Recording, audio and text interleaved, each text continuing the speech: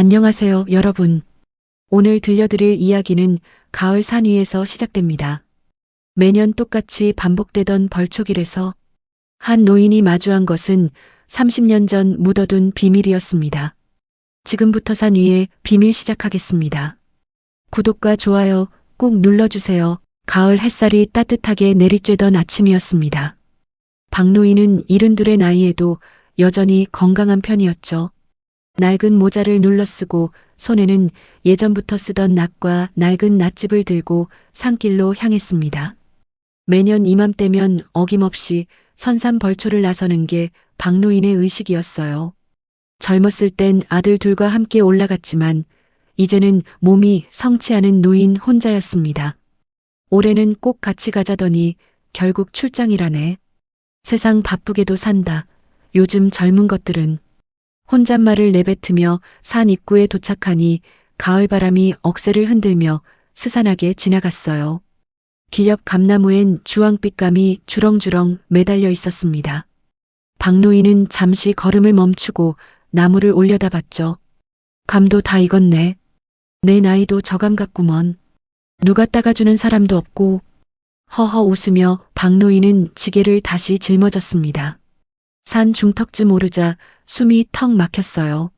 숨을 고르며 바위에 앉아 수건으로 이마를 닦았죠. 에휴, 그래도 올해도 이렇게 오는 게 어디냐. 다리 힘이 아직 남았다는 게 감사. 멀리서 솔바람이 불어왔습니다.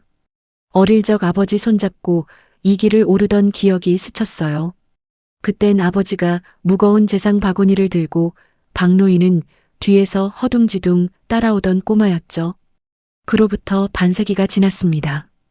이제 박노인이 아버지의 자리에 서 있었어요.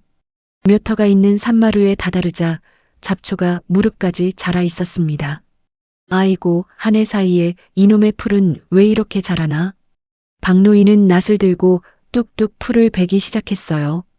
서걱서걱 낱날이 풀을 가르는 소리가 고요한 산속에 퍼졌습니다. 햇살에 비친 풀잎은 반짝였고 바람은 산허리를 감돌며 지나갔죠. 가끔은 다람쥐가 휙 지나가고 새 한 마리가 묘비 위에 앉았다 날아갔습니다. 모든 게 평화로웠어요. 아무 일도 없을 것 같은 평범한 가을의 산이었죠. 그런데 그때였습니다. 묘의 오른쪽 언덕 아래 누군가 새로 쌓은 듯한 흙더미 하나가 눈에 들어왔어요. 처음엔 멧돼지가 파헤쳤나 싶었죠. 하지만 가까이 가보니 흙이 반듯하게 덮여 있었고 위엔 향이 세게 꽂혀 있었습니다. 게다가 막 태운 듯한 재가 아직 식지 않아 하얀 연기가 희미하게 올라왔어요. 박노인은 눈살을 찌푸렸습니다. 이 근처엔 우리 집 선산밖에 없는데 누가 이 근처에 무덤을? 묘지 관리인은 해마다 내려와 주변을 살폈는데 이런 건 처음이었죠. 박노인은 고개를 갸웃하며 주변을 둘러봤습니다. 사람 발자국이 있었어요. 성인 남자 정도의 크기, 그리고 그 옆에 작은 발자국 2개가 나란히 찍혀 있었습니다. 마치 누군가 아이를 데리고 와서 무언가를 묻고 간 듯했죠. 바람이 불며 나뭇잎이 우수수 떨어졌어요. 순간 가슴이 쿵 내려앉았습니다. 혹시 누가 몰래 유기라도 한 건가 싶었죠. 요즘 뉴스에서 자주 나오던 끔찍한 사건들이 머릿속을 스쳤어요. 박노인은 삽자루를 쥔 손에 힘을 줬습니다. 심장이 두근거렸죠. 이거 그냥 보고만 있을 일은 아닌데. 박노인은 휴대폰을 꺼내 들었습니다. 낡은 버튼폰, 화면에는 신고 버튼이 희미하게 떠 있었어요. 하지만 손가락이 쉽게 눌러지지 않았죠. 괜히 경찰 불렀다가 허탕치면 욕만 먹을 것 같았습니다. 그때 바람이 한번 세게 불며 흙더미 위 향이 쓰러졌어요. 그리고 그 밑에서 무언가 반짝였습니다. 햇빛에 비친 은색 금속 조각이었죠. 박노인은 무릎을 꿇고 손으로 조심스레 흙을 걷었습니다. 그 속엔 반쯤 녹슨 열쇠고리 하나가 나왔어요. 어디서 본 것 같은데 기억이 나지 않았죠. 박노인은 눈을 좁혔습니다. 작은 표식, 그리고 익숙한 글씨가 새겨져 있었어요. 민호? 열쇠고리엔 희미하게 박민호라는 글씨가 새겨져 있었습니다. 박노인은 순간 얼어붙었죠. 민호는 박노인의 막내 아들 이름이었어요. 머릿속이 하얘졌습니다. 민호는 오래전에 세상을 떠났죠. 하지만 그 열쇠고리는 분명 민호가 어린 시절 늘 가지고 다니던 것이었어요. 초등학교 운동회 때 잃어버렸다고 울던 그날 박노인이 달래주며 사준 바로 그 모양이었습니다. 손끝이 떨렸죠. 이게 왜 여기에? 박노인은 뒷걸음질을 쳤어요. 발밑 낙엽이 바스락거렸습니다. 심장이 요동쳤죠. 묘비를 바라보니 순간적으로 누군가의 그림자가 스쳐 지나가는 듯 했어요. 누구요? 박노인은 소리쳤습니다. 그러나 대답은 없었어요. 대신 산 너머 어딘가에서 까마귀 한 마리가 울어댔죠. 까악까. 그 울음소리가 묘하게 사람 목소리처럼 들렸습니다. 그리고 다시 고요했어요. 박노인은 묘 앞에 앉았습니다. 낫을 내려놓고 한참을 바라보다가 중얼거렸죠. 민호야, 내가 거기 있는 거냐? 산바람이 살짝 스쳤어요. 낙엽 하나가 무덤 위로 떨어졌습니다. 그 순간 어쩐지 묘비의 그림자가 흔들리며 무언가를 덮는 듯한 느낌이 들었죠. 박노인은 그제야 자리에서 일어나 지게를 맨 채 흙더미를 한 번 더 돌아봤어요. 햇빛 속에서 그 흙은 이상하게 붉게 보였습니다. 마치 누군가의 피가 스며 있는 흙처럼 말이죠. 이상하네. 올해는 땅이 유난히 붉구먼. 박노인의 낮은 목소리가 산속에 흩어졌습니다. 멀리서 다시 까마귀가 울었어요. 그리고 묘비 뒤 풀숲 사이에 하얀 무언가가 살짝 흔들렸죠. 박노인은 그걸 보지 못한 채 다시 낫을 들었습니다. 손은 여전히 떨리고 있었고 이마엔 식은땀이 맺혔어요. 열쇠고리를 주머니에 넣으며 박노인은 다시 한번 흙더미를 바라봤습니다. 무언가 잘못되었다는 느낌이 온몸을 휘감았죠. 이건 그냥 지나칠 일이 아니었어요. 벌초를 마치고 산을 내려가는 박노인의 발걸음은 무거웠습니다. 평소엔 가볍게 내려가던 길인데 오늘은 다리에 힘이 들어가지 않았어요. 주머니 속 열쇠고리가 돌처럼 무겁게 느껴졌죠. 민호의 이름이 새겨진 그 작은 금속 조각이 박노인의 가슴속 깊은 곳에 묻어두었던 기억들을 깨우고 있었습니다. 낮 해가 기울어 산 그림자가 길게 늘어질 무렵이었습니다. 박노인은 손에서 낫을 내려놓았어요. 이마에는 땀인지 식은땀인지 모를 물기가 맺혀 있었죠. 참 별일도 다 있구먼. 그 열쇠고리가 왜 여기 있어? 박노인은 주머니에 열쇠고리를 넣으며 중얼거렸습니다. 하지만 손끝의 떨림은 멈추지 않았어요. 아들의 이름이 새겨진 쇠붙이의 감촉이 오래된 기억을 억지로 끄집어내고 있었죠. 박노인은 다시 묘 주변을 정리하기 시작했습니다. 풀을 베며 돌아다니다가 묘비 뒤쪽에서 발이 툭 걸렸어요. 이런, 뭐야 이게. 낙엽 더미를 걷어내니 까맣게 그을린 향 3개가 눈에 들어왔습니다. 아까 봤던 새 흙무덤 쪽에 있던 향과 똑같았어요. 그 주변엔 검게 타버린 비닐 조각, 그리고 아이 신발 한 짝이 있었습니다.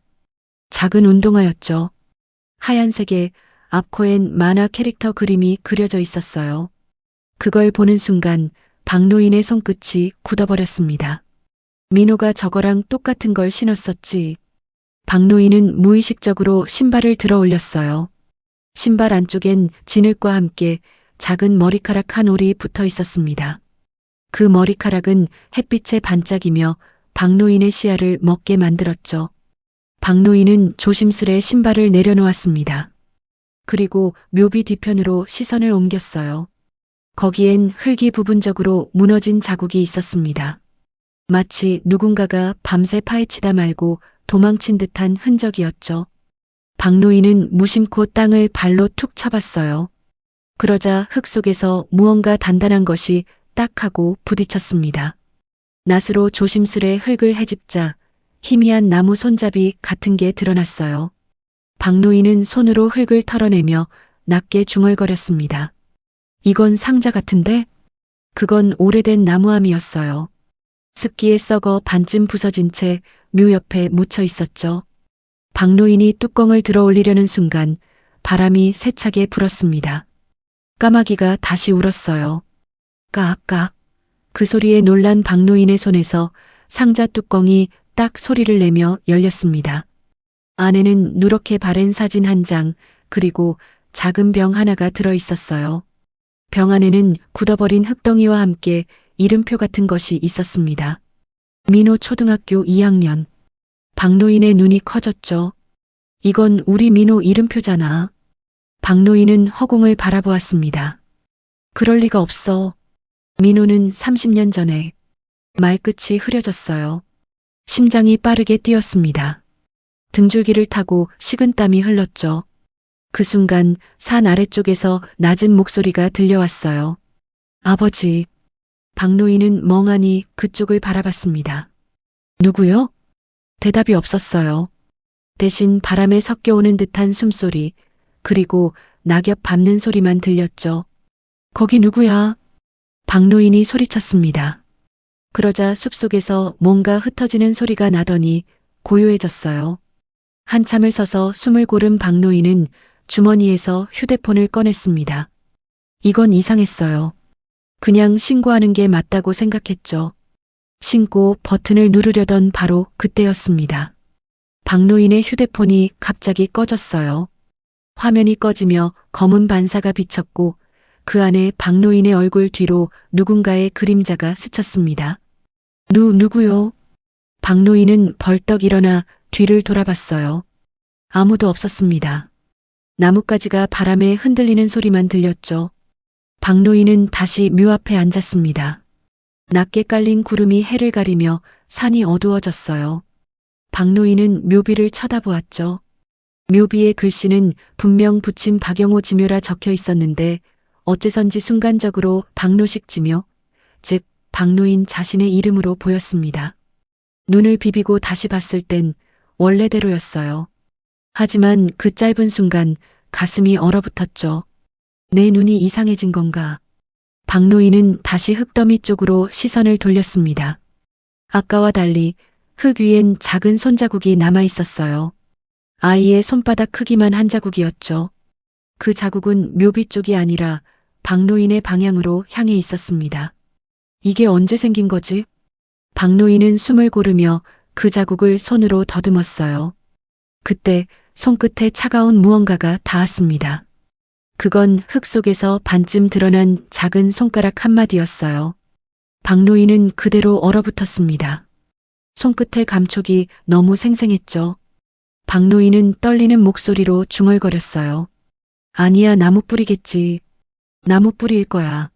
하지만 그것을 살짝 들어올리자 흙이 따라 움직였습니다.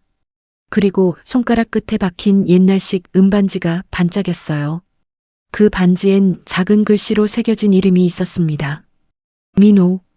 박노인은 그대로 주저앉았어요. 귀에서 삐하는 소리가 났습니다. 세상이 멀어지는 듯 했죠. 손에 쥔 반지가 미세하게 떨리고 있었어요. 그 순간 멀리서 까마귀가 다시 울었고 산속에 울림이 퍼졌습니다. 까악까. 그 울음소리가 이번엔 분명히 사람의 목소리 같았어요. 아버지, 왜 그랬어요? 박노인은 비명을 지르며 뒤로 넘어졌습니다. 휴대폰이 굴러떨어졌어요. 그 화면 위로 낙엽 하나가 떨어지며 잔잔히 진동이 울렸죠. 그리고 곧이어 화면이 다시 켜졌습니다. 그 안에는 아무 입력도 없는데 문자 하나가 떠 있었어요. 아버지, 저도 이제 올라갈게요. 박노인은 휴대폰을 떨어뜨린 채 산을 내려가려 했습니다. 하지만 다리가 풀려 한 발자국도 움직이지 않았어요. 박노인은 그저 묘 옆 붉은 흙더미를 바라보며 입술을 달싹였죠. 민호야, 내가 살아있니? 대답은 없었습니다. 그저 바람이 스치며 흙더미가 살짝 무너졌어요. 그리고 그 아래에서 하얀 천 조각 하나가 드러났습니다. 천엔 피가 말라붙어 있었죠. 박노인은 그대로 주저앉아 울음을 터뜨렸어요. 이게 뭐야? 왜 이러는 거야? 눈물이 흙바닥에 떨어졌습니다. 그때 무너진 흙더미 사이에서 무언가의 숨소리가 들려왔어요. 정말 희미한 그러나 분명한 후 하는 호흡이었죠. 박노인은 눈을 크게 뜨고 귀를 기울였습니다. 그리고 확실히 들었어요. 그건 어린아이의 숨소리였습니다. 박노인은 온몸이 얼어붙은 채 그 자리에 앉아 있었어요. 주변은 점점 어두워지고 있었고 산바람은 더욱 차가워졌죠. 흙더미에서 들려오는 그 작은 숨소리는 계속되었습니다.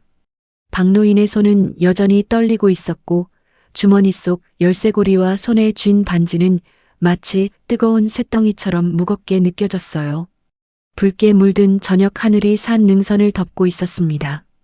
바람은 점점 거세졌고 나뭇가지들이 서로 부딪히며 삐걱거렸어요. 박노인은 흙더미 앞에 서서 숨을 고르지 못했습니다. 두 손은 여전히 떨리고 귀에는 까마귀 울음이 아직도 맴돌았죠. 이러다 쓰러지겠어. 정신 차리자. 박노인은 주머니에서 휴대폰을 꺼냈습니다. 아까 꺼졌던 화면이 다시 켜져 있었어요. 배터리 잔량은 89%. 정상이었죠. 박노인은 깊게 숨을 내쉬며 신고 번호를 누르려 했습니다. 하지만 손가락이 멈췄어요. 이걸 신고하면 뭐라 하지? 묘 옆에서 아들 이름표랑 손가락을 찾았다고? 경찰이 믿을까요? 아니면 미친 노인 취급을 할까요? 박노인은 전화를 누르지 못한 채 화면만 뚫어져라 바라봤습니다. 그때였어요. 휴대폰 스피커에서 지지직하는 잡음이 흘러나왔습니다. 그리고 이어서 낯익은 목소리가 들렸죠. 아버지 저예요. 민호예요. 순간 온몸의 피가 식었습니다.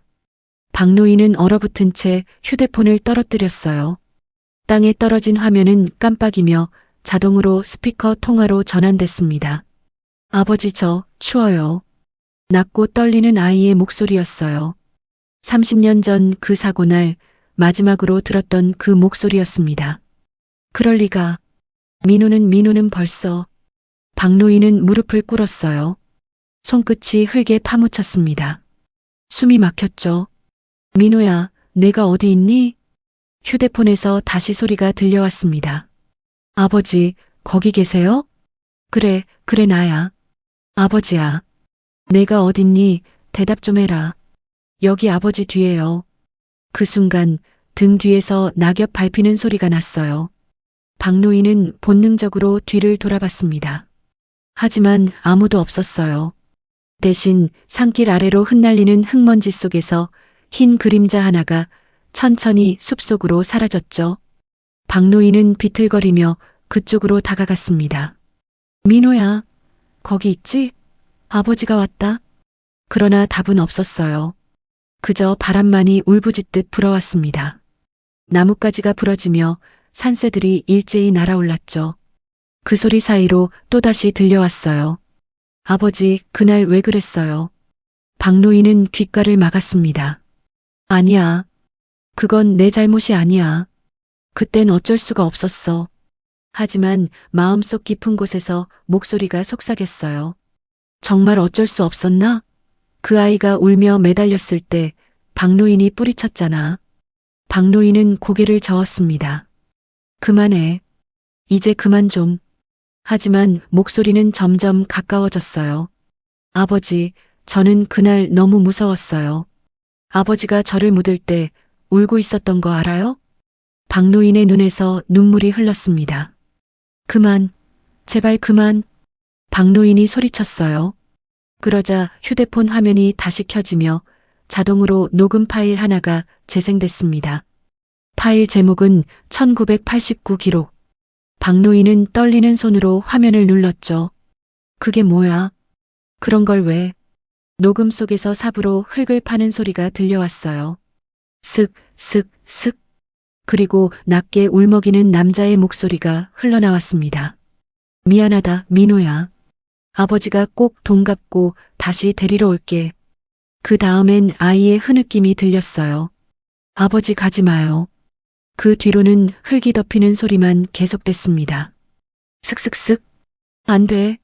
그건 옛날 일인데. 이걸 누가 녹음한 거야. 박노인은 휴대폰을 던지듯 내팽개쳤어요. 그러나 기기의 스피커는 멈추지 않았습니다. 그 순간 묘비 위에서 무언가 떨어지는 소리가 났죠. 박노인이 고개를 들었어요. 묘비 위엔 작은 흙덩이 하나, 그리고 그 위에 놓인 어린아이의 손자국이 또렷했습니다. 박노인은 그 자리에서 몸을 떨었어요. 민호야, 제발 용서해다오. 그땐 정말 살 길이 없었단다. 박노인이 오열했습니다. 눈물이 흙바닥에 떨어졌어요. 그런데 떨어진 눈물 자리에 작은 물결처럼 흔들림이 일었습니다. 그 안에서 버글버글한 흙이 움직이며 무언가가 올라오기 시작했죠. 그건 작은 손목뼈 같은 형체였어요. 그리고 그 손목에는 금빛 반지가 끼워져 있었습니다. 박노인은 비명을 지르며 뒤로 물러났어요. 안 돼. 그건 내 손이야. 박노인은 손을 들어 자신의 손가락을 봤습니다. 그러나 거기엔 반지가 없었어요. 대신 묘비 속에서 나온 그 손목에만 반지가 빛나고 있었죠. 아버지. 다시 목소리가 들렸습니다. 이번엔 바로 귓가에서 들려왔어요. 박노인은 뒤돌지 못한 채 숨을 삼켰습니다. 민호야. 이제 제 차례예요. 아버지도 들어오세요. 바람이 휘몰아치며 흙이 박노인의 발목을 감쌌어요. 박노인은 온몸으로 버텼지만 발밑에 땅이 꺼지는 느낌이 들었습니다. 순간 세상이 회전하듯 뒤집혔어요. 그리고 눈앞이 새하얘졌습니다.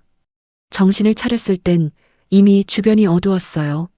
랜턴 불빛이 깜빡거렸고 묘비는 그 자리에 그대로였습니다. 아까 그 손자국도 신발도 반지도 사라져 있었어요. 꿈이었나? 환상이었나? 박노인은 숨을 몰아쉬며 눈을 감았습니다. 온몸이 땀으로 젖어 있었고 손은 여전히 떨리고 있었죠. 박노인은 천천히 몸을 일으켜 주변을 살폈어요. 모든 게 원래대로 돌아온 것처럼 보였습니다. 그러나 그 순간 주머니 속 휴대폰이 진동했어요. 새 문자 하나가 도착했습니다. 보낸 사람은 민호. 박노인의 손이 다시 떨렸죠. 메시지 내용은 단 한 줄이었어요. 아버지 무덤은 이제 완성됐어요. 박노인은 그대로 얼어붙었습니다. 손에서 랜턴이 떨어졌고 어둠 속에서 흙먼지가 일었어요. 그리고 산 아래로 작은 웃음소리가 들렸습니다. 분명 아이의 웃음이었죠. 맑고 천진난만했지만 이상하게 슬펐어요. 박노인은 그 자리에 주저앉았습니다. 랜턴 불빛은 꺼졌다 켜졌다를 반복했고 산바람은 점점 더 차갑게 불어왔죠. 하늘엔 구름이 잔뜩 끼어 있었고 달빛조차 보이지 않았어요. 박노인은 떨리는 손으로 휴대폰을 다시 집어들었습니다. 화면에는 여전히 그 문자가 떠 있었죠. 박노인은 천천히 일어나 묘비를 바라봤어요. 묘비는 여전히 부친 박영호 지묘라고 새겨져 있었습니다. 하지만 어두운 그림자 속에서 그 글씨가 다시 흔들리는 것처럼 보였어요. 박노인은 눈을 감았다 떴습니다.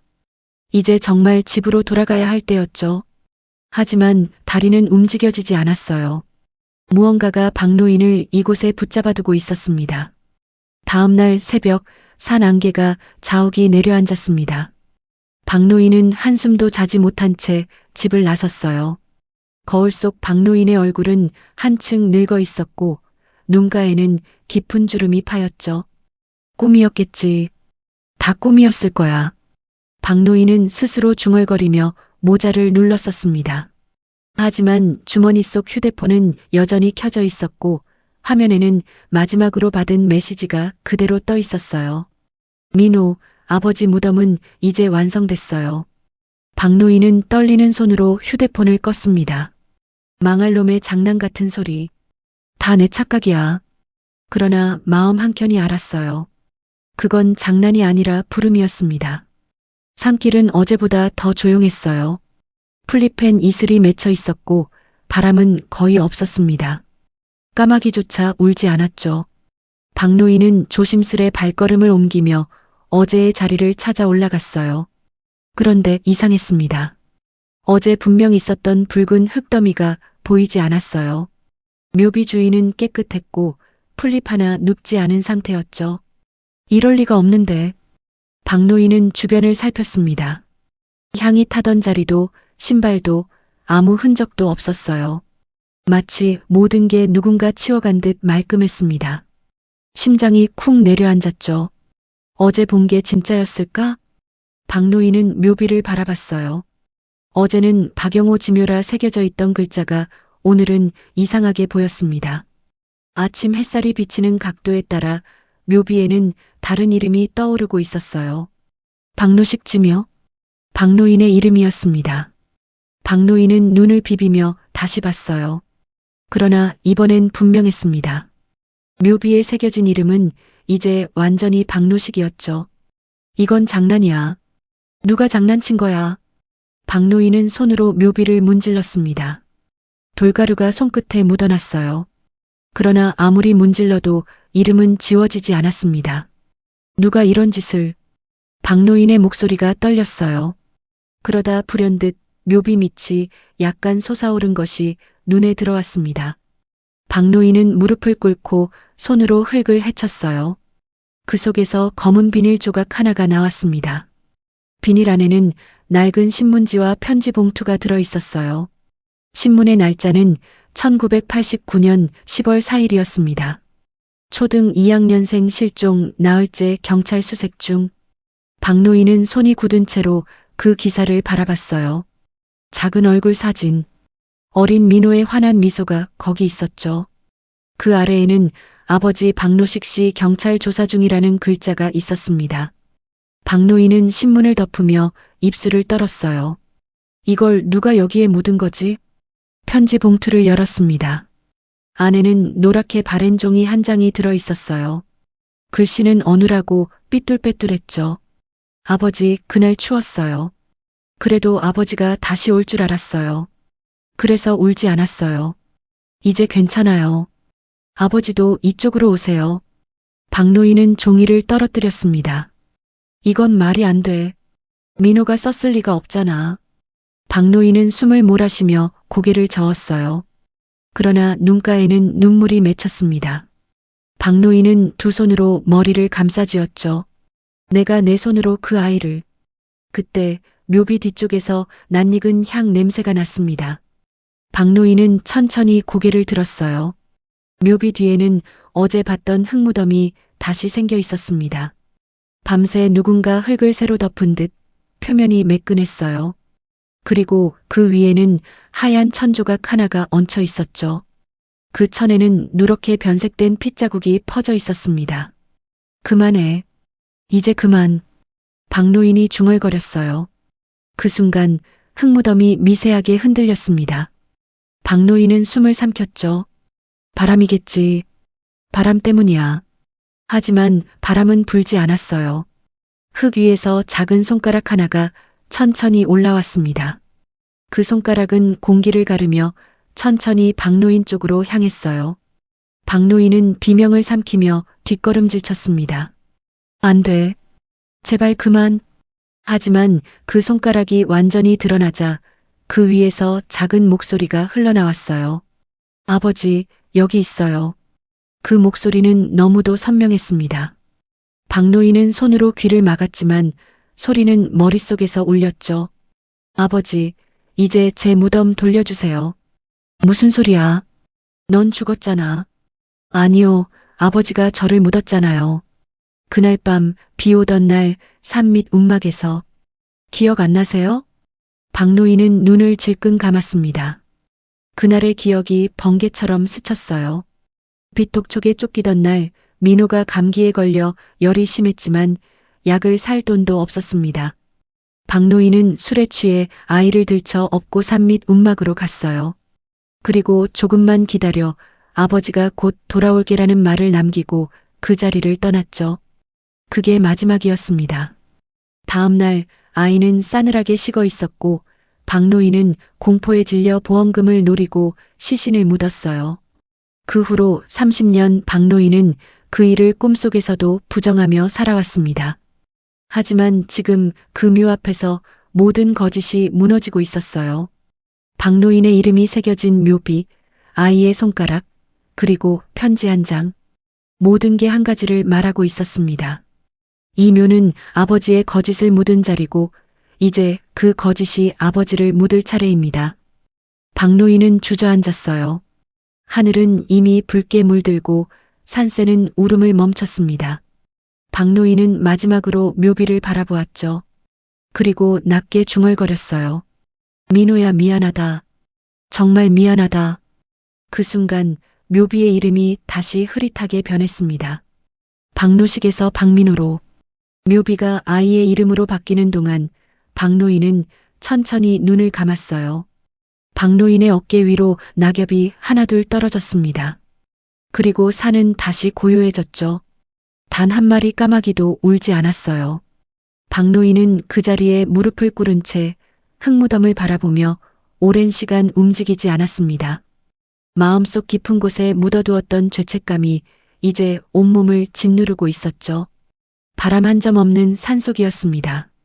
묘비 앞에서 쓰러진 박노인은 한참 동안 움직이지 않았어요.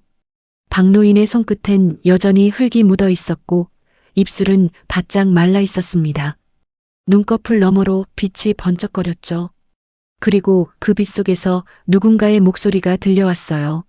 아버지, 일어나요. 이제 약속 지켜야죠. 박노인은 천천히 눈을 떴습니다. 그러나 주위 풍경이 달라져 있었어요. 붉은 단풍잎 대신 진흙탕과 비 내리는 산비탈이 보였습니다. 새 묘비 대신 썩은 나무 울타리가 있었죠. 박노인이 서 있던 곳은 1989년 가을, 그날 밤이었어요. 하늘은 먹구름으로 덮여 있었습니다. 빗방울이 굵게 떨어지며 박노인의 어깨를 적셨어요. 박노인은 숨을 고르며 주변을 둘러봤습니다. 그때 낡은 움막 하나가 눈에 들어왔죠. 문이 반쯤 열려 있었고 안에서는 희미한 불빛이 새어나왔어요. 민호야, 민호야, 거기 있니? 박노인은 조심스럽게 문을 밀었습니다.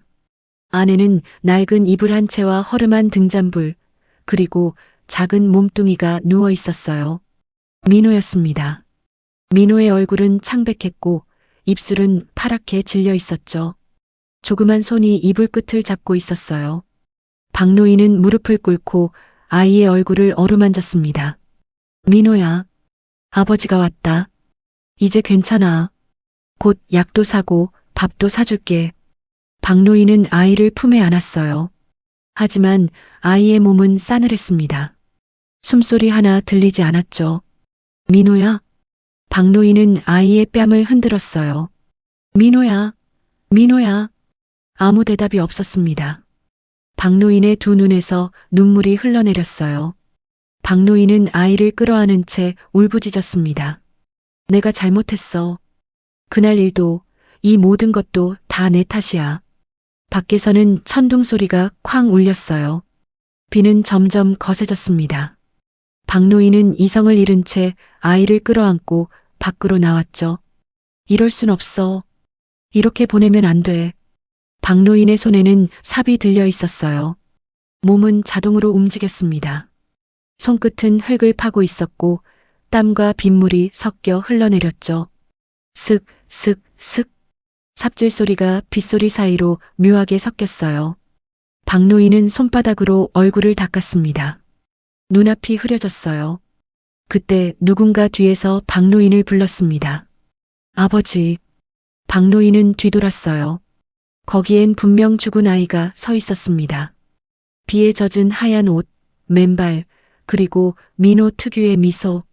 민호는 마치 아무 일도 없었다는 듯 서 있었죠. 아버지, 이제 집에 가요. 민호야, 너 살아있었구나. 박노인은 손을 내밀었어요. 그러나 아이는 고개를 저었습니다. 아니에요. 아버지가 저를 여기 묻었잖아요. 순간 박노인의 눈앞이 하얗게 번쩍였어요. 다시 눈을 떴을 때 이미 박노인은 묘를 다 덮고 삽을 꽂은 채 서 있었습니다. 손에는 피가 묻어 있었어요. 비는 여전히 내리고 흙은 붉게 변해 있었죠. 박노인은 두 무릎을 꿇고 고개를 떨궜습니다. 민호야, 미안하다. 아버지가 돈 때문에 너를. 박노인의 입에서 흐느낌이 터져나왔어요. 그때 옆에서 작은 웃음소리가 들렸습니다. 아버지, 괜찮아요. 이제 아버지 차례예요. 박노인이 고개를 들자 아이가 묘비 뒤에서 박노인을 보고 있었어요. 민호의 손에는 작은 반지가 들려 있었습니다. 이거요, 아버지 거잖아요. 박노인은 무의식적으로 자기 손을 내려다봤어요. 거기엔 반지가 없었습니다. 그건 내가 갖고 있어야지. 아니요, 이제 돌려드릴게요. 아이의 손이 점점 가까워졌어요. 민호의 얼굴이 점점 하얗게 변했습니다. 민호야, 제발 그만. 아이의 손이 박노인의 가슴 위에 닿는 순간 온몸에 찬 기운이 퍼졌어요. 눈앞에 세상이 무너지는 듯 어지러움이 몰려왔습니다. 그리고 그 속에서 30년 전 장면들이 번개처럼 스쳤죠. 모든 장면이 한꺼번에 덮쳐왔어요. 아내가 떠나던 날, 빚독촉에 쫓기던 날, 아이의 울음, 그날의 삽질, 그리고 흙더미 위의 향세계. 박노인은 귀를 막았습니다. 그만해. 이제 다 끝났어. 아니요, 아직 아니에요. 아이의 목소리는 바람처럼 스며들었어요. 아버지는 아직 거짓 속에 살고 있잖아요. 이제 아버지가 저 대신 그 안으로 들어와야 해요. 그 순간 땅이 울렸습니다. 묘가 흔들리며 금이 갔어요. 갈라진 틈 사이로 검은 연기 같은 것이 피어올랐습니다. 그 안에서 희미한 손이 하나 나왔죠. 그건 분명 박노인의 손이었어요. 묘 속에 또 다른 박노인이 손을 뻗고 있었습니다. 박노인은 비틀거리며 뒷걸음질 쳤어요. 이건 나야. 묘 속의 박노인이 천천히 웃었습니다. 이제 이해했죠? 살아남은 당신은 이미 죽은 사람보다 더 오래 묻혀 있었어요. 박노인은 더 이상 버티지 못하고 쓰러졌어요. 그리고 마지막으로 보았던 것은 묘비 위에 다시 새겨지는 이름이었습니다. 박노식에서 박민호로, 그리고 그 밑에 새겨지는 또 하나의 이름. 부친 박노식 동반 안치. 비가 내리기 시작했어요. 묘비에 부딪히는 빗방울이 울음소리처럼 울렸습니다. 산은 다시 고요해졌죠. 그리고 묘비 뒤에서는 누군가의 낮은 노랫소리가 들려왔어요. 아버지, 이제 같이 가요. 그 노랫소리는 천천히 멀어졌습니다. 박노인의 몸은 점점 무너져 내렸고 박노인의 손끝은 흙 속으로 천천히 잠겨갔어요. 박노인은 마지막으로 민호의 얼굴을 떠올렸습니다. 환하게 웃던 그날의 민호, 그리고 차갑게 식어가던 움막 속의 민호. 두 얼굴이 겹쳐지며 박노인의 의식 속으로 천천히 사라져갔죠. 밤새 비가 내렸습니다. 새벽 공기는 흙냄새로 눅눅했고 산 입구소로엔 무릉덩이가 군데군데 박혀 있었어요. 이장은 버스 정류장으로 가다 말고 발걸음을 멈췄습니다. 낡은 검은 고무신 한 켤레가 등나무 기둥 곁에 가지런히 놓여 있었어요. 옆엔 젖은 모자, 풀을 베담한 듯한 낫이 비에 반짝였습니다. 이장은 고무신을 들어 올리다 말고 얼른 내려놓았어요. 박노식 어르신 신발 아니요? 이장은 휴대폰을 꺼내 주민 둘을 불렀습니다. 셋은 비가 그친 틈을 타 산으로 올랐어요. 전날 밤 내린 비에 길은 질척거렸고 발자국은 오로지 한 사람 목뿐이었습니다. 산 중턱 박영호 지묘 앞에 다다르자 풀은 칼로 쓸어낸 듯 낮게 누워 있었고 비석 앞엔 물병, 낡은 수건, 벗 한 폰이 줄 맞춰 놓여 있었어요. 사람은 없었습니다. 어디 보자. 어제도 혼자 올라왔다더니. 이장은 버튼폰 전원을 길게 눌렀어요. 배터리는 남아 있었지만 기기는 꺼져 있었습니다. 다시 켜진 화면에 마지막 기록이 떴죠. 발신 1일이 연결 실패. 시간은 어젯밤 8시 37분이었어요. 넘어지셨나? 기절하셨나? 세 사람은 주변을 샅샅이 훑었습니다. 비석 뒤편에 붉은 흙은 군데군데 움푹 파여 있었고 무릎이 눌린 자국이 2번 겹쳐 있었어요. 산바람이 스치며 젖은 억새가 서로 부딪혔습니다. 오전 10시 파출소 순찰차와 구급대 인원이 도착했어요. 구조견이 투입되고 드론이 떴습니다. 능선 아래 계곡, 무너진 산길, 예전 탄광 갱문자리까지 반경 3km를 뒤졌지만 흔적은 끊겼어요. 발자국은 묘비 앞에서 멈췄고 이어지는 건 없었습니다. 형사는 비석 옆에서 작은 금속을 집어들었어요. 흙과 비에 딱 붙어있던 열쇠고리였습니다. 희미한 각인이 잡혔죠. 박민호. 민호? 형사는 입술을 달싹였어요. 그 이름을 어디선가 본 기억이 어렴풋했습니다. 그날 오후 형사는 지서 보관창고에서 오래된 분실 실종 기록처를 찾아 뒤졌어요. 누렇게 바랜 폴더 속 첫 장에 적혀 있었습니다. 1989년 10월 박민호 남자 9세 실종. 신고인은 부친 박노식. 장소는 산자락. 비고에는 동일 연도 가정경제 곤란, 채무 관련 민원 다수라고 적혀 있었어요. 처리는 수색 실패, 미제였습니다. 형사는 서류를 덮고 창문 밖 산등성을 바라보았어요. 비구름이 느리게 흘렀습니다. 어젯밤 묘 앞에서 신고 전화를 누른 사람, 같은 이름의 아버지. 30년 전 실종된 아이 이름이 찍힌 열쇠고리. 형사의 머릿속이 복잡해졌죠. 다음 날 수색 본부가 차려졌습니다.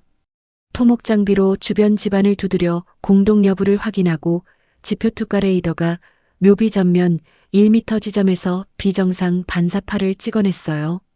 감식 반장은 고개를 끄덕였습니다. 얕은 충전층이 있습니다. 예전에 파묻은 흔적일 수 있어요. 마을 사람 10댓 명이 둘러서서 숨을 죽였어요. 누군가는 말했습니다. 아휴, 그 어르신이 맨날 민호야 하고 부른다더니. 말하며 눈을 훔쳤죠. 이장은 양손을 모으며 낮게 말했어요. 사람 일은 결국 땅이 기억하지. 오후 빗줄기가 다시 얇게 흩뿌릴 때 첫 삽이 들어갔습니다.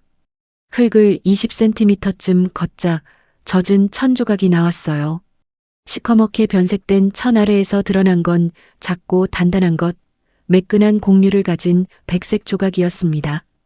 감식반이 잠시 눈을 맞췄죠. 정지. 표본 채취.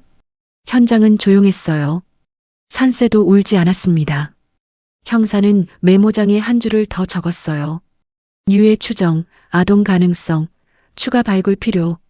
그리고 아무도 말하지 않았지만 모두가 같은 생각을 하고 있었습니다. 박노식은 어디로 갔을까? 혹은 이미 여기 있었을까? 밤이 깊을수록 사람들의 표정은 굳어졌어요.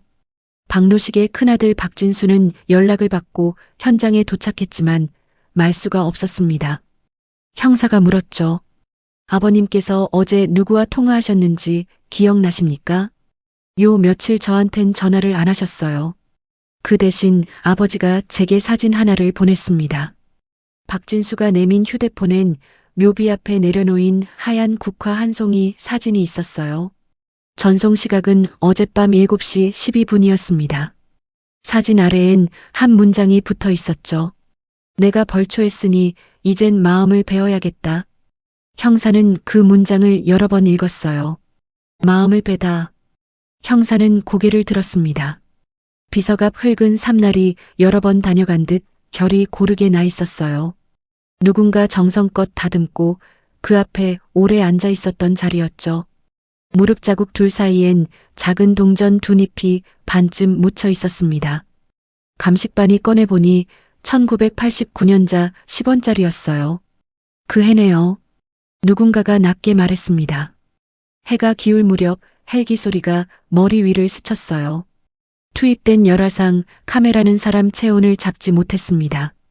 형사는 야간 수색을 중지하고 발굴을 우선하기로 결정했어요. 사람을 찾으려면 먼저 땅이 말하게 해야 합니다. 그날 마지막으로 현장을 떠나며 형사는 다시 한번 비석을 돌아봤어요. 물 묻은 돌 표면에 손가락 자국이 희미하게 남아 있었습니다. 두 줄이었죠. 마치 누군가 비석의 이름을 어루만지다 멈춘 듯 했어요. 형사는 차에 올라타며 창밖을 바라봤습니다. 어둠이 산을 덮기 시작했고 묘비는 그림자 속으로 천천히 사라지고 있었어요. 형사는 메모장을 다시 펼쳤습니다. 박민호 실종 사건, 박노식 실종 사건. 두 이름이 30년의 시간을 넘어 같은 장소에서 만났죠. 형사는 펜을 놓고 한숨을 쉬었어요. 내일 발굴 결과가 나오면 이 모든 의문이 풀릴지도 몰랐습니다. 산 아래 마을에는 불빛이 하나둘 켜지기 시작했어요. 그러나 산 위 묘비 주변만은 여전히 어둠 속에 잠겨 있었습니다. 이틀째 수색이 계속됐습니다. 형사는 묘비 주변을 다시 살피다가 이상한 점을 발견했어요. 묘비 뒤편 흙이 최근에 다시 덮인 흔적이 있었습니다. 흙의 색이 주변과 달랐고 다져지지 않은 채 부드러웠죠. 여기 한번 파봅시다. 감식반이 조심스레 삽을 넣기 시작했어요. 30cm쯤 파들어가자 천 조각이 나타났습니다. 그리고 그 아래 사람입니다. 박노인이었습니다. 박노인은 묘 옆 땅속에 누워 있었어요. 두 손을 가슴 위에 모은 채 마치 스스로 그 자리에 누운 것처럼 보였죠. 얼굴은 평온했습니다. 이건 형사는 무릎을 꿇고 박노인을 살폈어요. 외상은 없었습니다. 박노인의 손에는 작은 사진 한 장이 쥐어져 있었죠. 바랜 사진 속엔 어린 남자아이가 환하게 웃고 있었어요. 구급차 부르십시오. 하지만 이미 늦었습니다. 박노인은 차갑게 식어 있었어요. 감식반장이 주변 흙을 더 살피다가 손을 멈췄습니다. 잠깐만요. 여기 더 아래층이 다릅니다. 박노인이 누워있던 곳 바로 아래 60cm쯤 더 파들어가자 또 다른 천 조각이 나타났어요. 이번엔 훨씬 오래된 것이었습니다. 시커멓게 변색된 천이었죠. 유골입니다. 아동으로 보입니다. 감식반은 조심스럽게 발굴을 진행했어요. 작은 골편들이 하나씩 드러났습니다. 어린이용 내복 조각, 녹슨 철사가 꼬인 매듭, 그리고 반쯤 부식된 플라스틱 명찰 조각이 나왔죠. 희미한 글씨가 보였어요. 정오 무렵 현장은 침묵에 잠겼습니다. 박노인의 시신 바로 아래에서 30년 전 묻힌 아이의 유골이 발견된 거예요. 이장은 떨리는 목소리로 물었습니다. 같은 자리에 아버지가 누워 계셨단 말이요? 형사는 고개를 끄덕였어요. 박노인은 아들이 묻힌 바로 그 자리, 그 위에 스스로 누운 것이었습니다. 수거된 유류품과 샘플은 곧장 국립과학수사연구원으로 이송됐어요. 형사는 지서로 돌아와 오래된 민원 기록을 다시 훑었습니다. 1989년 가을, 박노식은 채권자 3명에게 동시에 독촉을 받았고 같은 달 아동 실종 신고가 접수됐어요. 다음 장엔 보험증권 사본이 붙어 있었습니다. 피보험자 자녀 박민호, 수익자 부친 박노식. 형사는 의자 등받이에 머리를 기댔어요. 오래된 숫자들이 의미를 얻는 순간 서류는 이야기로 바뀌었습니다. 사흘 뒤 DNA 결과가 도착했어요. 보고서 첫 줄은 간결했습니다. 유골 A 남아만 9세 전후. 시신 B 남자 70대. 두 검체는 부자관계로 확인됨. 시신 B의 사망 시점은 최근 2, 3일 이내로 추정. 형사는 종이를 내려놓았어요. 누군가 뒤에서 숨을 들이켰습니다.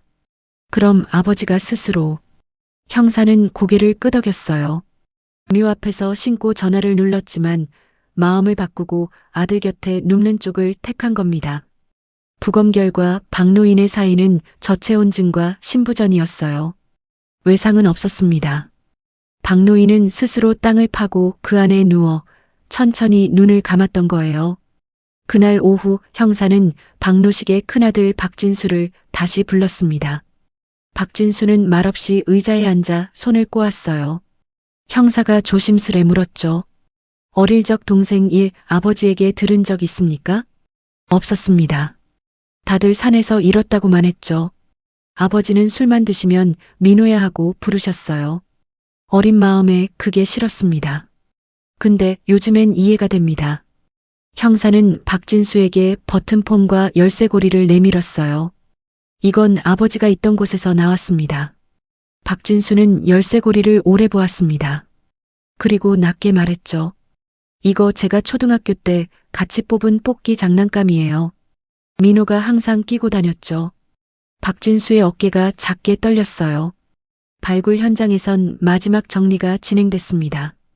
작은 나무관 하나와 시신 안치용관 하나가 준비됐어요. 이장은 모자를 벗고 허리를 숙였습니다. 30년을 기다리셨구먼. 이제 제대로 같이 가시오. 그날 저녁 기자들이 천막 밖을 맴돌았어요. 마이크가 따라붙자 형사는 단호히 선을 그었습니다. 추측 보도는 자제해 주십시오. 유족 보호가 우선입니다. 밤늦게 박진수가 초라한 상자 하나를 들고 왔습니다. 아버지 방에서 나온 겁니다. 상자엔 학급 사진, 폐기되지 않은 보험납입 영수증, 그리고 민호 생일 선물이라고 적힌 작은 비닐이 들어 있었어요. 비닐 속엔 플라스틱 반지 하나가 있었습니다.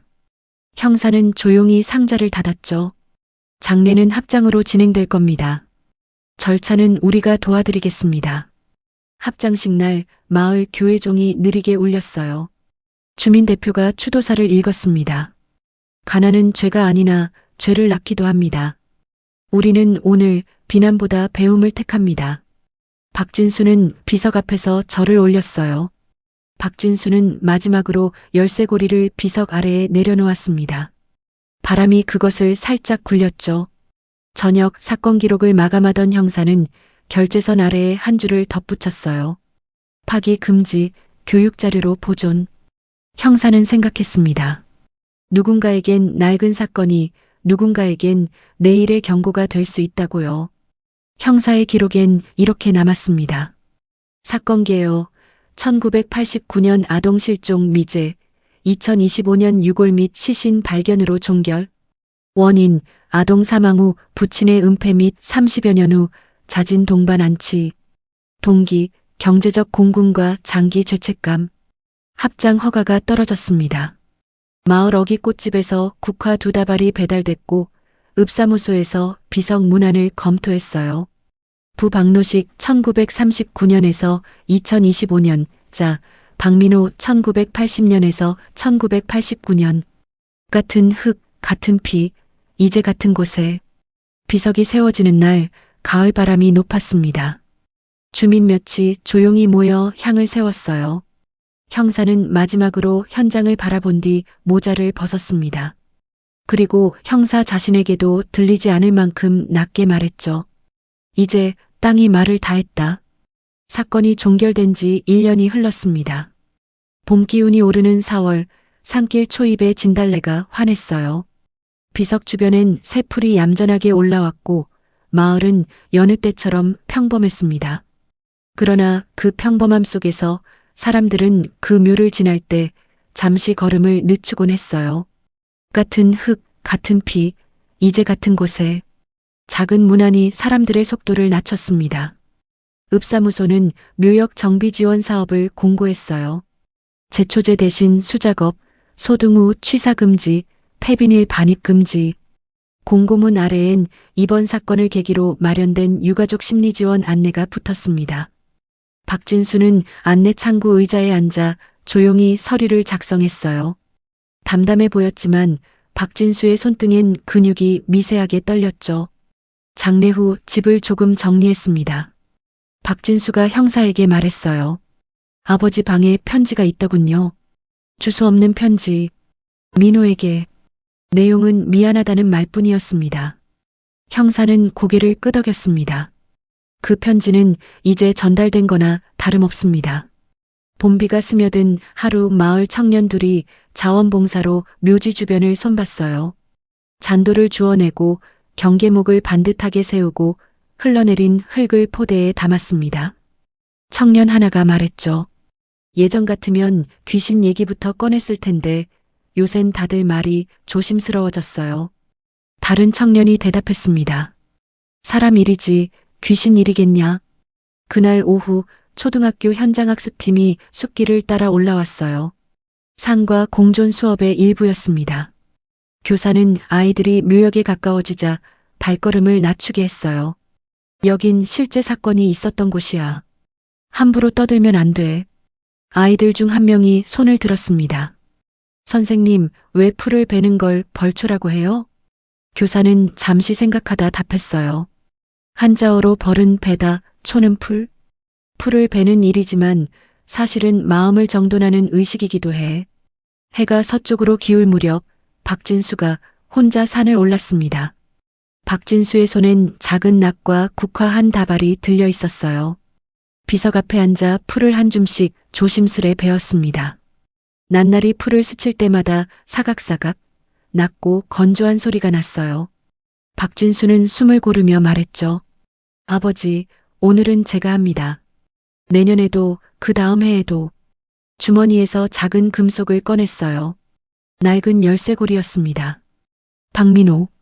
박진수는 그것을 비석 앞 돌과 흙이 만나는 경계에 눕혔어요. 눈을 감고 한 박자 길게 호흡했습니다. 바람이 국화를 살짝 흔들었죠. 박진수는 휴대폰을 꺼내 사진을 찍고 짧은 문장을 덧붙였어요. 벌초 완료. 오늘은 마음도 정리. 전송 상대는 박진수 아내였습니다. 고생했어요 라는 답장이 곧 이어왔어요. 사진을 확대하자 풀잎이 물방울이 해를 받아 반짝였습니다. 아무 기묘한 흔적도 이상한 그림자도 없었어요. 그 사실이 오히려 박진수를 진정시켰죠. 그 주말 시청에서는 이번 사건을 계기로 장기 실종 대응 지침 개정을 발표했습니다. 신고 초기 가족 심리 상담 연계, 실종 지점 기념표지 설치 기준, 공동체 지원 매뉴얼 등이 추가됐어요. 지역신문은 사설에서 썼습니다. 우리는 한 가족의 비극을 구경거리로 소비하지 말아야 한다. 벌초는 남의 묘 앞이 아니라 우리 사회의 제도와 무관심을 베어내는 일이어야 한다. 여름이 다가오며 비석 앞 풀은 다시 자랐어요. 마을 사람들은 번갈아 한 번씩 풀을 정리했습니다. 누구도 시켜서가 아니었어요. 지나가다 보면 누군가 이미 다녀간 흔적이 있었죠. 국화 몇 송이, 물병 하나, 작은 돌이 원을 이루는 자리. 박진수는 그 원 안에 가만히 서서 한동안 하늘을 보았습니다. 가을 초입, 해가 길게 누운 오후였어요. 형사는 마지막으로 산을 찾았습니다. 지서 발령이 다른 곳으로 났기 때문이었죠. 형사는 비석 앞에 서서 묵념했어요. 업무 외의 말을 적지 않던 수첩을 꺼내 짧게 썼습니다. 사람은 풀처럼 넘어지지만 기억은 땅에 남는다. 수첩을 덮고 돌아서는데 경계목에 아이들이 묶어둔 노란 리본이 바람에 흔들렸어요. 내려오는 길 형사는 산허리를 돌아 마을을 내려다보았습니다. 텃밭이 반짝였고 도랑물은 여느 때처럼 투명했어요. 형사는 생각했습니다. 이 사건이 누군가에겐 공포였고 누군가에겐 수치였으며 또 다른 누군가에겐 가르침이었다고요. 그리고 지금 비석 앞 풀을 베는 일은 그 모든 것을 동시에 끌어안는 일이라는 것을요. 석양이 산 마루에 걸렸습니다. 그림자가 길어지며 길 위로 겹겹이 포개졌어요. 형사는 모자를 눌러쓰고 마지막으로 고개를 돌렸습니다. 비석의 문안이 빛에 익혔죠. 같은 흙, 같은 피, 이제 같은 곳에. 형사는 아주 작게 말했어요. 고이.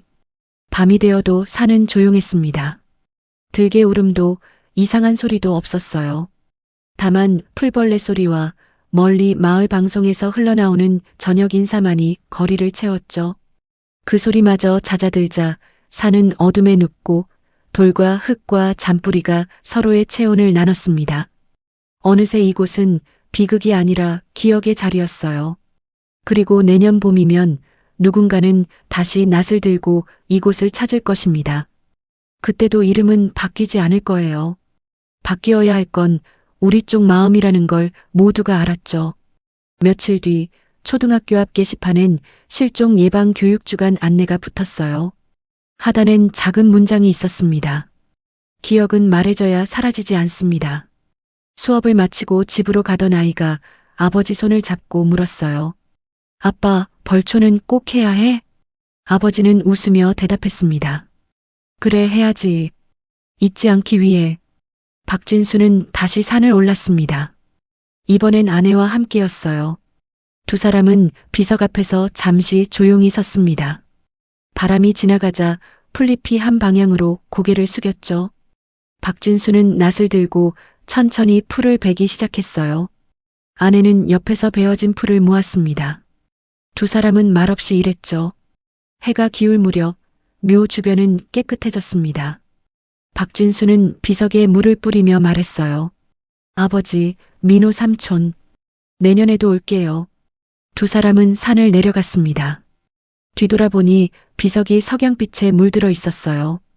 그 옆엔 국화 두 송이가 나란히 놓여 있었고 열쇠고리는 여전히 그 자리에서 반짝이고 있었죠.